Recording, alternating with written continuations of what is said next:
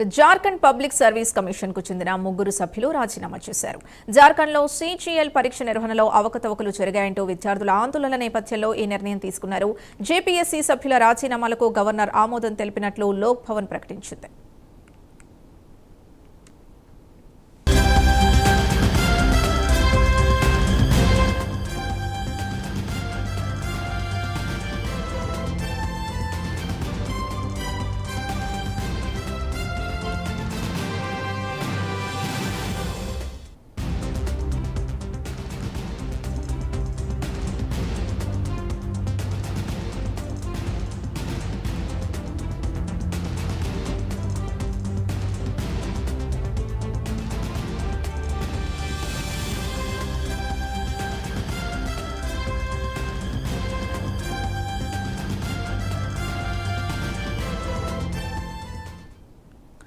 Jharkhand public service commission కు చెందిన ముగ్గురు సభ్యులు రాజీనామా చేశారు.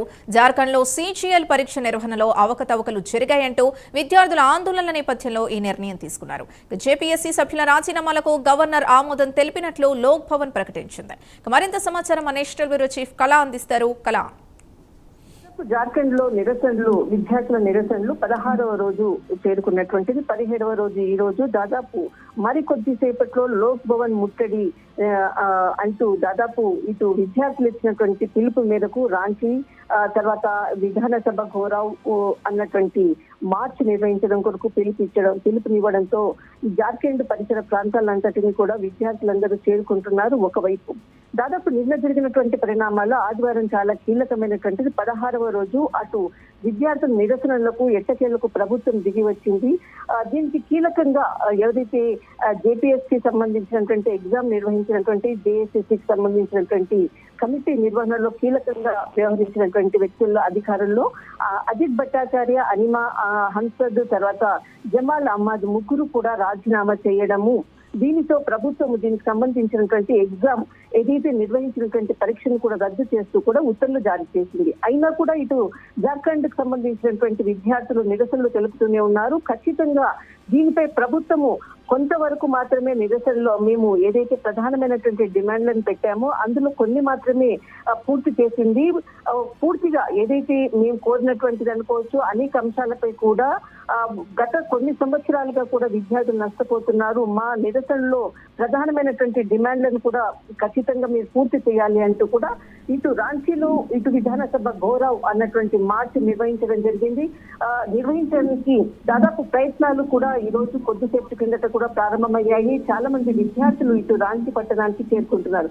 దీనితో అటు పోలీస్ భద్రతా సిబ్బంది అంతా కూడా దాదాపు ఇటు సెక్షన్ 163ని కూడా అమల్లో పెట్టడం జరిగింది. ఎక్కడా కూడా విద్యార్థులు అటు లోక్ భవన్ ముట్టడికి వెళ్లి దారి అంతా కూడా దాదాపు మనకు 1 కిలోమీటర్ మేర ఉంటుంది. ఆ దారి అంతా కూడా మొత్తం అంతా నిషేధాజ్ఞలు విధించింది. కొంత ఉత్కంఠమైనటువంటి ప్రస్తుత పరిస్థితి. మరొక వైపు ఇటు జేఏసీకి సంబంధించినటువంటి విద్యార్థులకు సపోర్ట్ చేస్తున్నటువంటి బీజేపీ నాయకుడు అమర్ దౌరీ, తర్వాత పార్టీ రాష్ట్రీయ అధ్యక్షుడు అజిత్ సాహును వీరిద్దరిని కూడా హోమ్ అరెస్ట్ చేశారు అన్నటువంటి వార్తలు కూడా వస్తున్నాయి. మరొకటి దాదాపు నిరసనలో ఇప్పటి వరకు కూడా విద్యార్థులకు సపోర్టింగ్ గా దాదాపు 5 మంది కూడా ఇటు నిరాహార దీక్ష చేస్తున్నటువంటి వారు దాదాపు ఇటు ఏదైతే మార్చ్ నిర్వహించేటటువంటి విధానసభ ఘోరావ్ నిర్వహించేందుకు కూడా సమాయత్తమవుతున్నారు. వీరందరూ కూడా ఇక్కడ ముండా స్టేడియానికి కూడా చేరుకుంటున్నారు. కొంత ప్రస్తుతము ఏదైతే లోక్ భవన్ రాష్ట్ర అసెంబ్లీకి సంబంధించింది దాదాపు ఒక 750 మీటర్స్ దూరంగానే దాదాపు పోలీస్ బలగాలను మోహరించారు. దాదాపు పార్లమెంట్ మార్చ్ ఏ విధంగా అయితే బీజేపీ పార్టీ నిర్వహించినటువంటి క్రమంలోనే ఇటు జార్ఖండ్ లో కూడా కొంత ఉద్దేశిత పరిస్థితి నెలకొని ఉంది.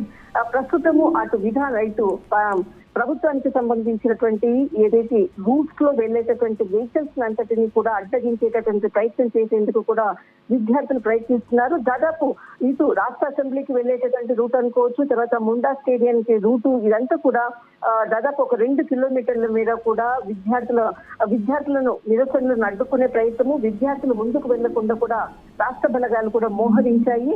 కొంత ఉద్రిక్తత పరిస్థితి ప్రస్తుతము అందరూ కూడా అక్కడికి చేరుకుంటున్నటువంటి ప్రస్తుతమైనటువంటి జార్ఖండ్ నిరసనలో 17వ రోజు.